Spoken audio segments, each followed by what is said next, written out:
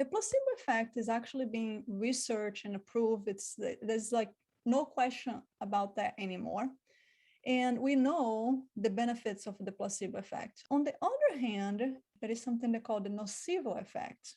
Then nocebo effect may be new for a lot of you, but the brain has the power both ways. You can be negative expectations of the patient regarding the treatment cause the treatment to have a more negative effect than it otherwise would have. And I see that in my office very, very clear. The patients that arrive in the office and say, you know what, we're going to do this. It's possible. They recover so much faster than the patients that come, I don't know, Anna. No, nothing worked before. This is too hard. I don't know. This is going to take a year. And this is like, I don't know.